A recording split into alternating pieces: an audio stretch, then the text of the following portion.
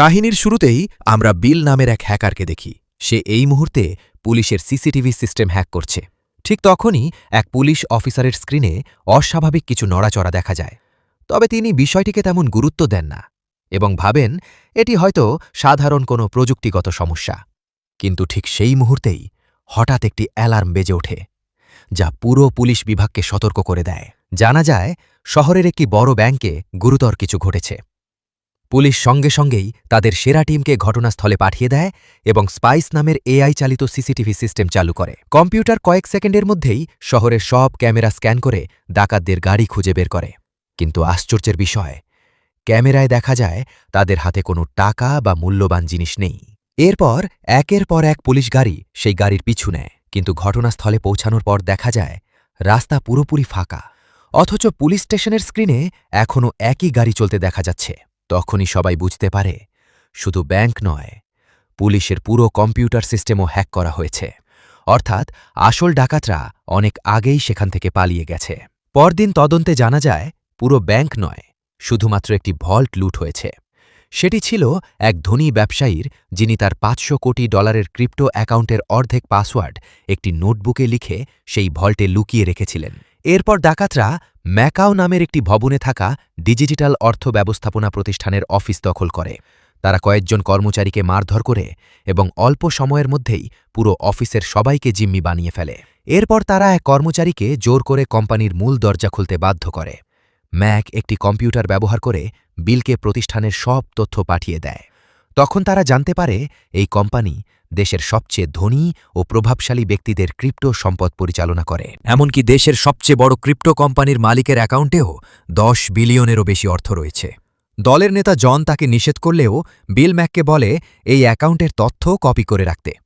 ঠিক সেই সময় পুলিশ ভবনটিতে পৌঁছে যায়। পরিস্থিতি বুঝে ডাকাতরা দ্রুত লিফটের দিকে ছুটে যায়। অন্যদিকে জন নিচতলার একটি ক্যাফেতে বসেছিল, যেন কারো সন্দেহ না হয় এবং সুযোগ মতো সহজেই সেখান থেকে বেরিয়ে যেতে পারে। কিন্তু দুর্ভাগ্যবশত সে ভুল করে এক মহিলার সামনে চলে আসে, যিনি তখন ফোনে ছবি তুলছিলেন। এদিকে লিফট থেকে বের হতেই ডাকাতদের সঙ্গে পুলিশের ধাওয়া পাল্টা ধাওয়া শুরু হয়ে যায়। পালানোর জন্য অপরাধীরা অনেক সাধারণ মানুষকে ধাক্কা দিয়ে ফেলে দেয়, কিন্তু শেষ পর্যন্ত তারা এমন একটি পথে পৌঁছে যেটি পুরোপুরি বন্ধ ছিল। কয়েক সেকেন্ডের মধ্যেই পুলিশ অফিসাররাও সেখানে পৌঁছে যায়।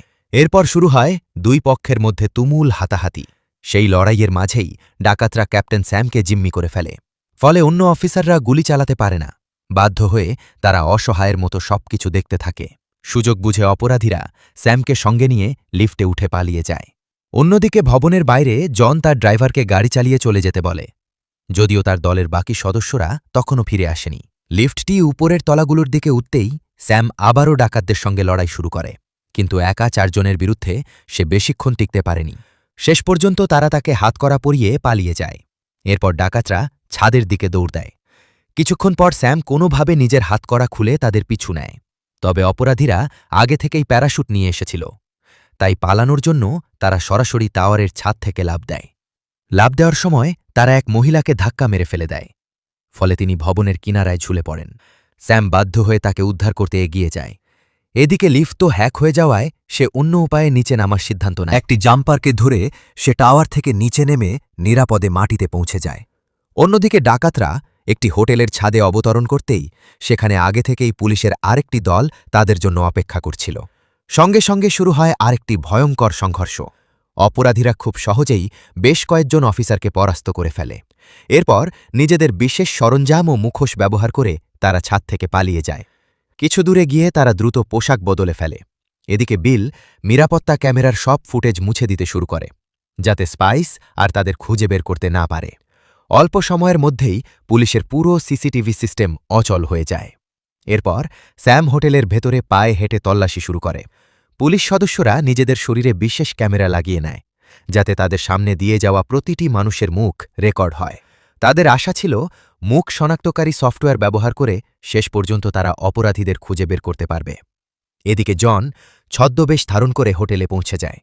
নিজের দলের সদস্যদের নিরাপদে বের করে আনতে সে ইচ্ছাকৃতভাবে ম্যানেজারের দৃষ্টি অন্যদিকে ঘুরিয়ে দেওয়ার জন্য নানা ধরনের ঝামেলা সৃষ্টি করতে থাকে। অন্যদিকে ডাকাতরা বারবার ছদ্মবেশ বদলে হোটেলের বিভিন্ন কক্ষে ঘুরে বেড়াতে থাকে, কখনো তারা পর্যটক, আবার কখনো কর্মচারীর পরিচয়ে সবার চোখ এড়িয়ে যায়। ঠিক তখনই স্যাম ম্যাককে দেখতে পায়। লিফটের ভেতরের লড়াইয়ের সময় তার কানে থাকা দুলটি স্যামের নজরে পড়েছিল। তাই সেটি দেখেই সে ম্যাককে চিনে ফেলে এবং এক মুহূর্ত দেরি না করে তার পিছু নেয়। কিন্তু ম্যাক খুব চালাকির সঙ্গে ক্যাফেটেরিয়ায় ঢুকে সাধারণ ক্রেতাদের ভিড়ে মিশে যায়। এমন সময় মুখ শনাক্তকারী সিস্টেম হঠাৎ বুঝতে পারে সেখানে থাকা একজনের মুখ ডাটাবেজে নেই। তাই পুলিশ সেই ব্যক্তির পেছনে ছুটে যায়। জন ইচ্ছা করেই এক পুলিশ অফিসারের সঙ্গে ধাক্কা খায়, যাতে তার বডি ক্যামেরার লেন্স ঝাপসা হয়ে যায়। সেই সুযোগে ম্যাক নিরাপদে সরে পড়ে। পুলিশ দল দুই ভাগে বিভক্ত হয়ে দুই সন্দেহভাজনের পিছু নেয়। কিন্তু কিছুক্ষণের মধ্যেই ম্যাক এক নারীর ছদ্মবেশ ধারণ করে আর তার আরেক সঙ্গী নিজেকে এক বৃদ্ধে পরিণত করে। ফলে তারা দুজনই পুলিশের চোখ ফাঁকি দিয়ে পালিয়ে যেতে সক্ষম হয়। ঠিক সেই সময় হোটেলের লবিতে একটি বিশেষ লাইট শো শুরু হয়। সুযোগ বুঝে বাকি ডাকাতরা নিরাপত্তারক্ষীর পোশাক পরে ভিড়ের সঙ্গে মিশে যায়। কিন্তু পুলিশ সেখানে পৌঁছানোর আগেই তারা হঠাৎ প্ল্যাটফর্মের নিচে লাফ দিয়ে অদৃশ্য হয়ে যায়। পরে পুলিশ স্টেশনে সেই ধনী ব্যবসায়ী প্রচণ্ড রাগে চিৎকার করতে থাকে এবং আশপাশের জিনিসপত্র ভাঙচুর শুরু করে, কারণ তার ক্রিপ্টো অ্যাকাউন্ট সম্পূর্ণ খালি হয়ে গেছে। এরপর পুলিশ অফিসাররা পরবর্তী পরিকল্পনা নিয়ে আলোচনা করে। তখন ইন্সপেক্টর লারা বলেন, তাদের অবসরপ্রাপ্ত সাবেক বশ্যকে আবার ফিরিয়ে আনা উচিত। স্যাম অবাক হয়ে বলে, একজন বয়স্ক মানুষ কিভাবে এআই ট্র্যাকিংয়ের মোকাবিলা করবে? তখন লারা তাকে মনে করিয়ে দেন, স্পাইস এখন আর কোনো কাজে আসছে না, কারণ সেটিও হ্যাক হয়ে গেছে। তাই তাদের এমন একজন মানুষের প্রয়োজন যে আধুনিক প্রযুক্তির ওপর নয়, নিজের অভিজ্ঞতা আর পুরনো গোয়েন্দা কৌশলের ওপর ভরসা করে কাজ করতে পারে। এরপর অফিসাররা রক এবং হেলেনকে কিংবদন্তি এজেন্ট অংকে ফিরিয়ে আনার দায়িত্ব দেয়। অং ছিলেন এমন একজন বিশেষ অফিসার যার অসাধারণ সাফল্যের গল্পে তার পুরো ফাইল ভরা ছিল। তার দক্ষতার সঙ্গে তুলনা করার মতো আর কেউ ছিল না। তবে তার ক্যারিয়ারে একটি বড় দাগও ছিল। এক অভিযানের সময় তার কারণেই তার সঙ্গী প্রাণ হারিয়েছিলেন। রক আর হেলেন যখন অংয়ের এলাকায় পৌঁছায়, তখন তারা অবাক হয়ে দেখে এত বড় কিংবদন্তি অফিসার এখন শুধু কুকুর হাঁটাচ্ছেন। পরে হেলেন চুপি চুপি তার পিছু নিতে নিতে একটি ক্যাফেতে পৌঁছে যায়। সেখানে সে এমন ভান করে যেন সে শুধু একজন সাধারণ ছাত্রী। কিন্তু অং সরাসরি এসে তার টেবিলে বসে পড়ে এবং জানিয়ে দেয় সারাদিন ধরেই সে হেলেন আর রককে নিজের পিছু নিতে দেখেছে। ওং শুধু তাদের অনুসরণ করার বিষয়টাই বুঝতে পারেনি, সে হেলেনের নামও জানত। এরপর জানা যায় হেলেন আসলে ওংয়ের মৃত সবচেয়ে ঘনিষ্ঠ বন্ধুর মেয়ে। ছোটবেলার পর এই প্রথম তাদের আবার দেখা হল। ওং তাকে তার বাবার ব্যাজ নম্বরের উত্তরাধিকারী হওয়ার জন্য অভিনন্দন জানায়। এরপর সে একে একে সেই সব ভুলের কথা বলতে শুরু করে যেগুলো হেলেন আর রক সারাদিন তাকে অনুসরণ করার সময় করেছে। এমনকি রকের অজান্তেই তার ব্যাজ চুরি করে নিয়েছিল, অথচ রক সেটি টেরও পায়নি। কিছুক্ষণ পর ওং পুলিশ স্টেশনে পৌঁছে যায়। সেখানে জমা করা সব সিসিটিভি ফুটেজ দেখতে শুরু করে। মাত্র কয়েক মিনিট ফুটেজ দেখার পরই সে ডাকাত দলের প্রায় সবাইকে শনাক্ত করে ফেলে, কারণ প্রত্যেকেই কোনো না কোনো সময় ক্যামেরার দিকে তাকিয়েছিল, শুধু নিশ্চিত হওয়ার জন্য যে ক্যামেরাগুলো এখনও চালু আছে কিনা। অন্যদিকে নিজেদের আস্তানায় জন বিলকে প্রচণ্ড মারধর করতে শুরু করে, কারণ বিলের ভুলের জন্য তারা প্রায় পুলিশের হাতে ধরা পড়েছিল। ম্যাক যখন বিলকে বাঁচানোর চেষ্টা করে, তখন জন রাগের মাথায় তাকেও ধাক্কা মারে, কারণ বহু বছর অন্ধকারে থাকার পর এবার তারা ক্যামেরায় ধরা পড়েছে। মুহূর্তের মধ্যেই তাদের মধ্যে মারামারি শুরু হয়ে যায়। জন ছুরি বের করে ফেললে পরিস্থিতি আরও ভয়ঙ্কর হলে তাকে শান্ত করে পুলিশ যতগুলো স্ক্রিনশট সংগ্রহ করতে পেরেছিল সেগুলো ভালোভাবে পরীক্ষা করতে গিয়ে ওং একটি লম্বা কোট পরা রহস্যময় লোককে লক্ষ্য করে। লোকটি বারবার বিভিন্ন ফুটেজে দেখা যাচ্ছিল। ঠিক তখনই সেই মহিলার তোলা ছবিটিও পুলিশের হাতে আসে। সবাই একই সিদ্ধান্তে পৌঁছায়, এই লোকটিও নিশ্চয়ই ডাকাত দলেরই একজন। ঠিক তখনই ওংয়ের মনে পড়ে যায় বহু বছর আগের এক কিংবদন্তি এজেন্টের কথা, যার নাম ছিল শ্যাডো। যুদ্ধের সময় সে একটি এলিট হত্যাকারী দলে কাজ করত। পরে বিপুল সম্পদের লোভে সেনাবাহিনী ছেড়ে দেয় এবং ১৯৯৯ সালে কোনো চিহ্ন না রেখেই হঠাৎ উধাও হয়ে যায়। ওংয়ের সন্দেহ হয় লম্বা কোট পরা রহস্যময় লোকটি আসলে সেই শ্যাডো যে এত বছর পর আবার ফিরে এসেছে। তাই সে তাকে খুঁজে বের করার জন্য একটি নজরদারি দল পাঠাতে চায়। কিন্তু তখনই জানতে পারে এখন আর আগের মতো কোনো সার্ভেইলেন্স টিম নেই। সবকিছুই এখন এআই সিস্টেমের মাধ্যমে পরিচালিত হয়। তবুও এই বিশেষ মামলার জন্য ওংকে নতুন করে একটি সার্ভেইলেন্স টিম গঠন করার দায়িত্ব দেওয়া হয়। ওং কিছুটা অবাক হয়ে যায়, কারণ তার মতে এত অল্প সময়ে কাউকে দক্ষভাবে প্রশিক্ষণ দেওয়া সম্ভব নয়। এদিকে জিমে হেলেন অনুশীলন করছিল। তখন কয়েকজন পুলিশ সদস্য তাকে নিয়ে হাসাহাসি শুরু করে। তারা বলে, এত ছোটখাটো গড়নের মেয়ে পুলিশের চাকরির জন্য উপযুক্ত নয়। প্রথমে হেলেন তাদের কথায় কোনো গুরুত্ব দেয় না, কিন্তু পরে রাগ সামলাতে না পেরে তাদের সঙ্গে লড়াইয়ে জড়িয়ে পড়ে। খুব অল্প সময়েই সে এক অফিসারকে সবার সামনে সহজেই পরাস্ত করে দেয়। দূর থেকে সবকিছু দেখছিল ওং। পরে সে একান্তে হেলেনকে অভিনন্দন জানায় এবং বলে, আজ তুমি আমার চোখে সত্যিই সম্মান অর্জন করেছ। সন্ধ্যায় ওং ভবনের ছাদে বসে মদ পান করতে করতে তার মৃত বন্ধুর কথা মনে করতে থাকে। মনে মনে সে প্রতিজ্ঞা করে, যেভাবেই হোক হেলেনের দেখাশোনা করবে এবং তাকে নিরাপদে রাখবে। পরের দিন ওং সবাইকে জানিয়ে দেয় যে সে একটি নতুন সার্ভেইলেন্স টিমকে প্রশিক্ষণ দেবে। হেলেনও সেই দলের সদস্য হয়। ওং তাদের শেখাতে শুরু করে কিভাবে এমনভাবে হাঁটতে ও আচরণ করতে হবে যাতে কাউকে দেখেই মনে না হয় তারা পুলিশ। সে বারবার বলে, আশপাশের প্রতিটি ছোট বিষয়ও ভালোভাবে মনে রাখতে হবে, কারণ যে কোনো মুহূর্তে সেই ছোট তথ্যই বড় সূত্র হয়ে উঠতে পারে। প্রথম দিন রাস্তায় নেমে দলের সবাই সাধারণ মানুষের মতো আচরণ করার চেষ্টা করে, যাতে কেউ তাদের পরিচয় বুঝতে না পারে।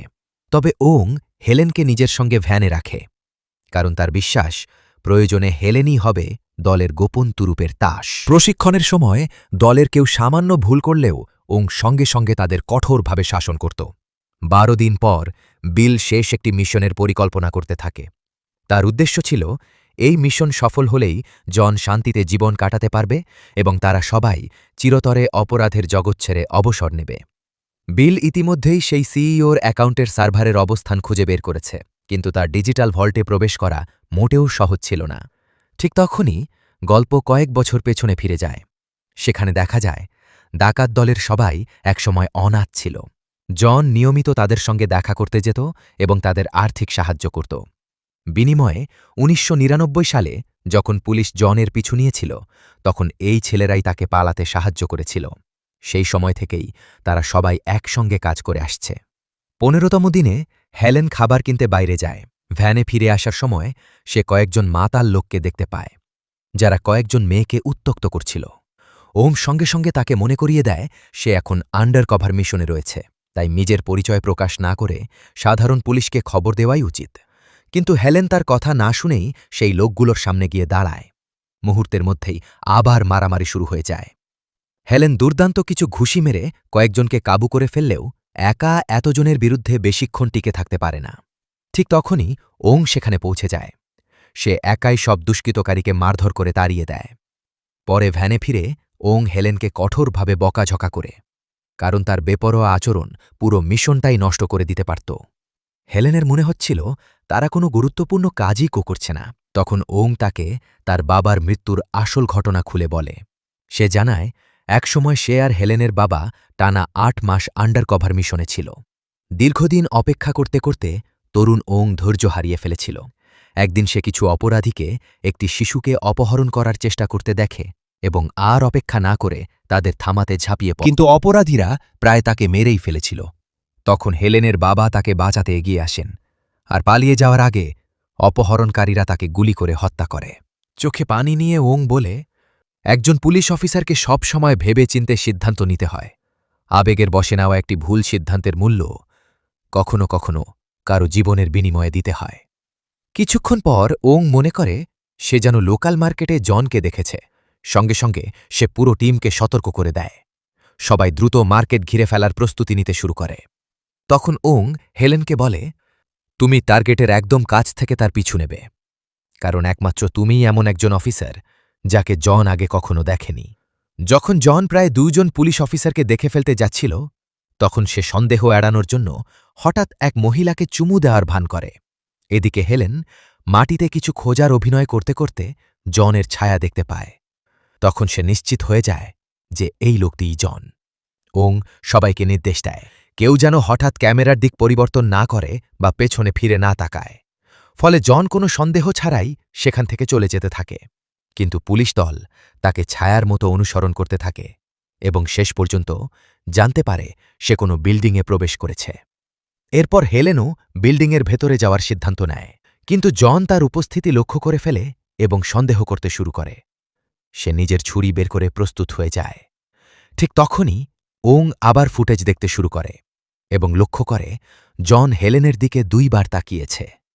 ওং বুঝতে পারে জন হয়তো হেলেনকে চিনে ফেলবে, তাই সে দ্রুত বিল্ডিংয়ের ভেতরে চলে যায় এবং নিজেকে হেলেনের বাবা বলে পরিচয় দেয়।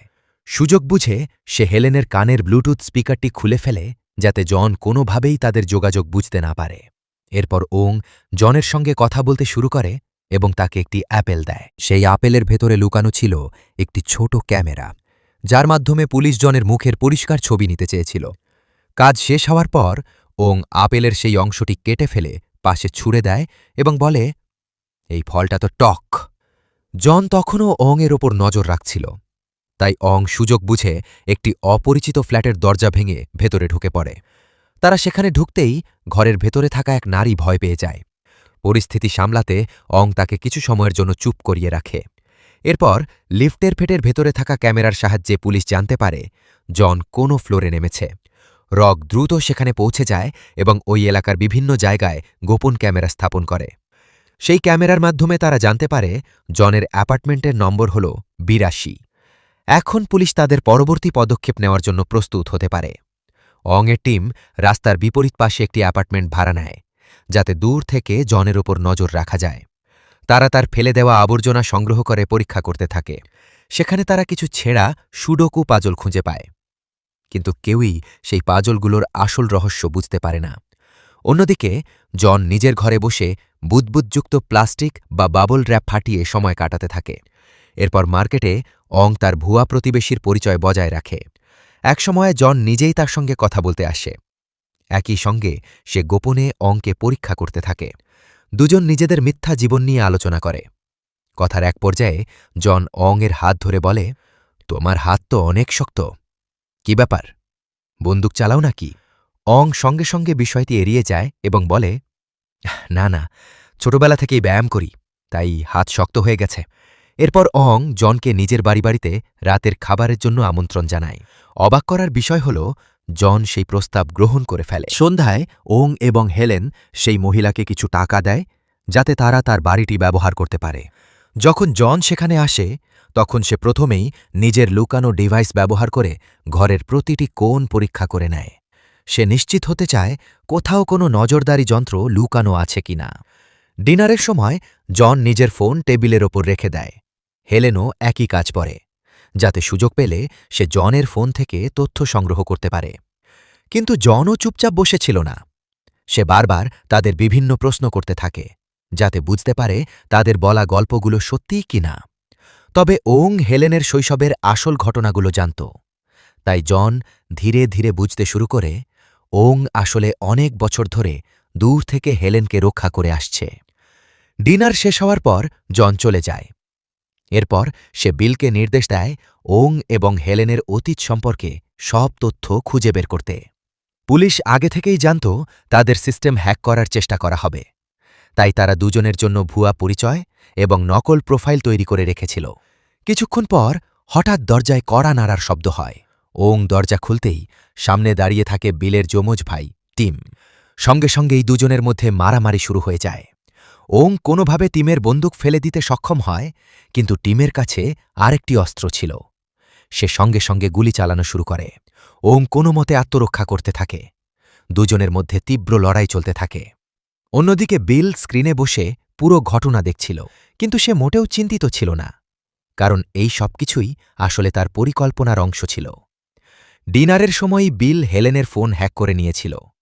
এখন তার কাছে শুধু হেলেনের ফোনের তথ্যই নয়, পুলিশ স্টেশনের ভেতরের ক্যামেরার লাইভ ফুটেজও চলে আসে। রাস্তার ওপারের নজরদারি দলের সদস্যরা আসল লড়াই দেখতে পারছিল না, কারণ বিল তাদের ক্যামেরাও হ্যাক করে রেখেছিল এবং তাদের ভুল ভিডিও দেখাচ্ছিল। তবে তাদের সন্দেহ হয় যখন তারা দেখে হেলেন ঘরের ভেতরে প্রবেশ করেছে, অথচ তাদের স্ক্রিনে তখনও হেলেনকে বাইরে দেখা যাচ্ছিল। বিষয়টি বুঝতে পেরে তারা সত্যতা যাচাই করতে দ্রুত সেখানে ছুটে যায়। এদিকে বিল তার ভাই টিমকে জানিয়ে দেয় যে পুলিশ আসছে, তাই টিম দ্রুত কাজ শেষ করার জন্য প্রচণ্ডভাবে গুলি চালাতে শুরু করে। তার উদ্দেশ্য ছিল উংকে এমন অবস্থায় ফেলা যাতে সে লুকিয়ে থাকতে বাধ্য হয়। এরপর টিম বিশেষ ধরনের কেবল ব্যবহার করে ব্যালকনি ও জানালা দিয়ে নিচে নেমে পালিয়ে যায়। পরদিন আবারও সার্ভেইলেন্স টিম রাস্তায় ফিরে আসে।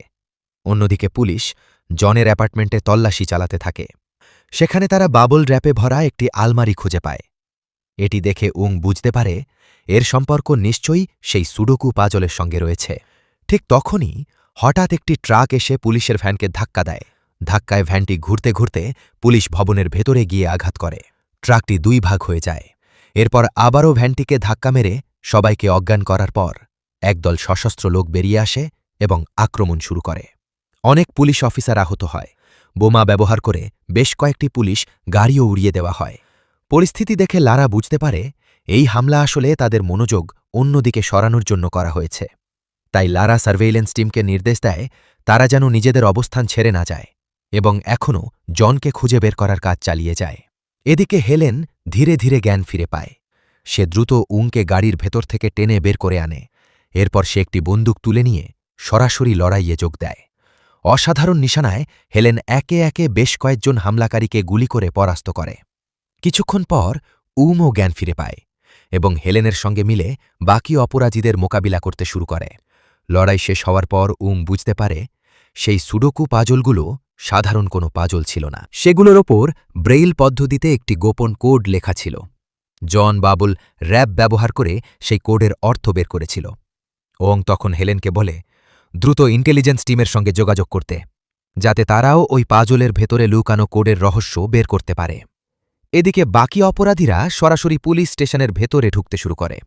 ঠিক একই সময়ে সার্ভেইলেন্স টিমের 2 সদস্য একটি পুরনো অনাথ আশ্রমে জনকে খুঁজে বের করে ফেলে। লারা তাদের নির্দেশ দেওয়ার জন্য প্রস্তুত হচ্ছিল, কিন্তু হঠাৎ পুলিশ ভবনের বিদ্যুৎ চলে যায়। সঙ্গে সঙ্গে পুরো টিমের যোগাযোগ বিচ্ছিন্ন হয়ে যায়।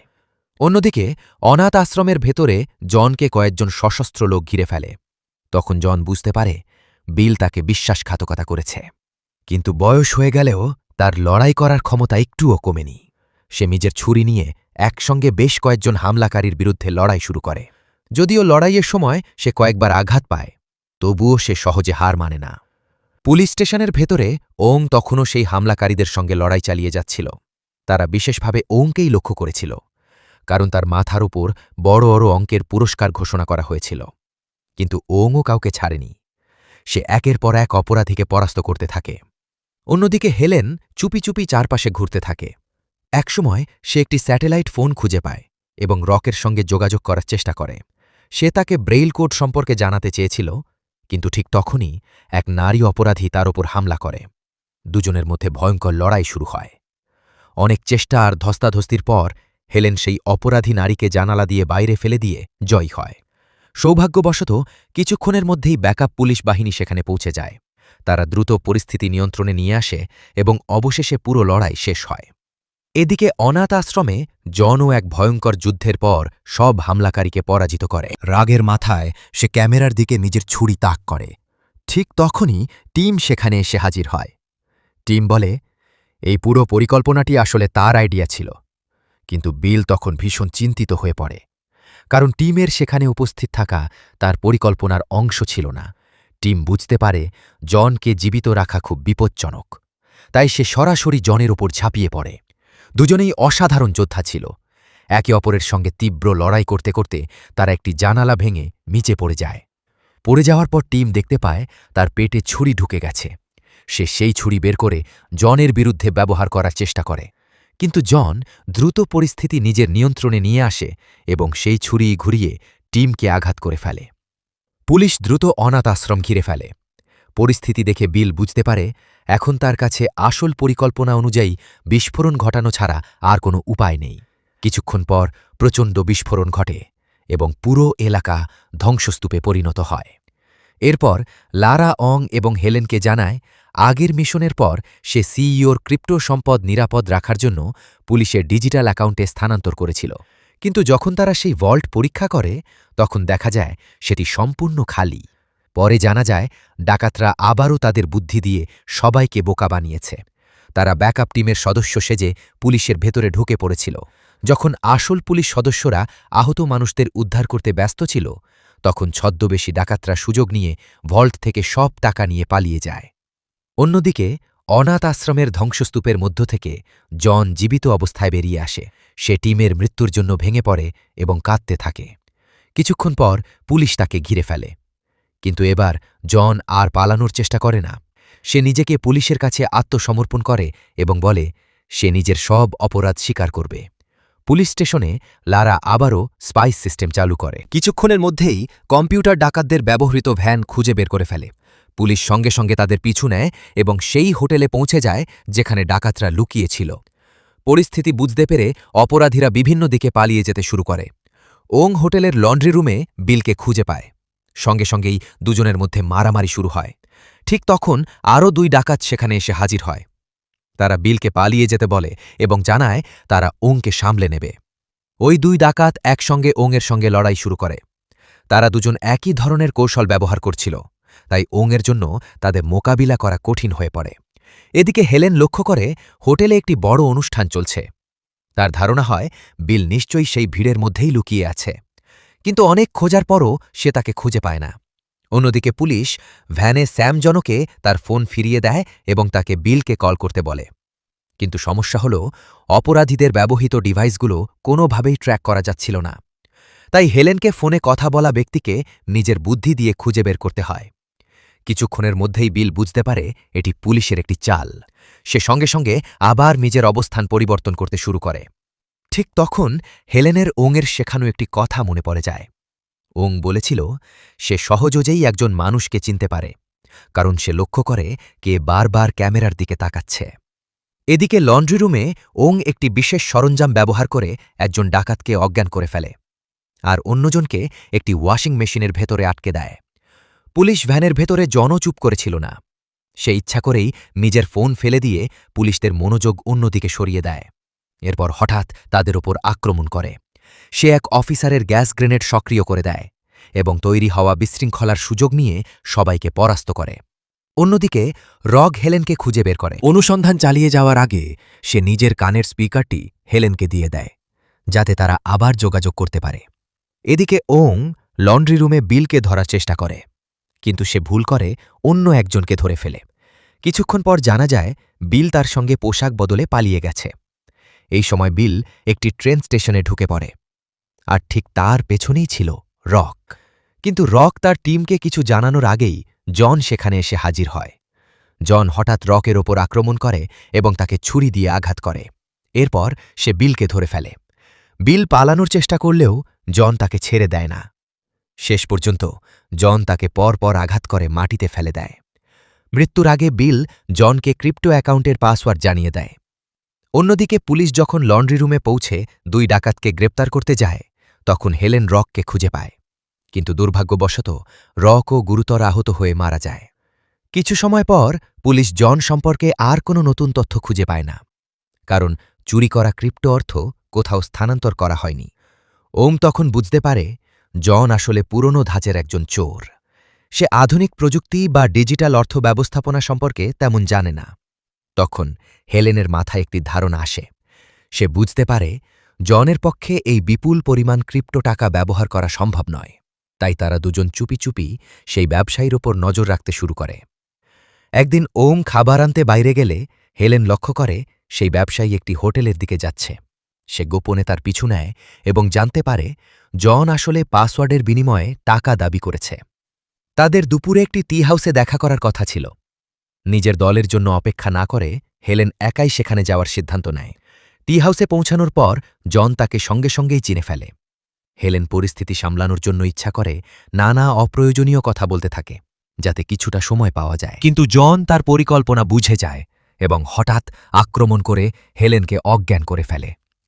হেলেনকে অজ্ঞান করার পর জন পিছনের দরজা দিয়ে পালানোর চেষ্টা করে, কিন্তু সে জানত না ওং আগেই সেই পথ বন্ধ করে রেখেছিল।